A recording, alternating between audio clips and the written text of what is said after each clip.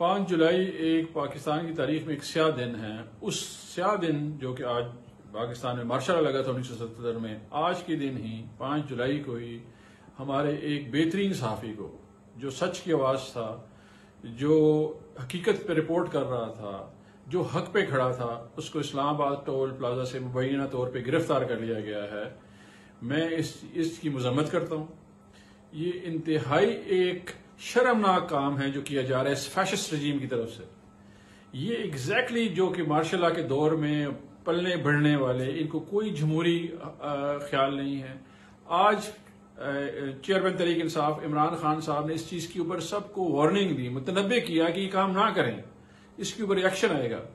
हम सारे लोग जितने पाकिस्तानी इमरान रियाज के साथ खड़े हैं, इमरान रियाज खान के साथ मैं भी खड़ा हूं, और मैं मुतालबा करता हूं जिन्होंने उनको गिरफ्तार किया कि ये जाली केसेस बनाना बंद कर दें।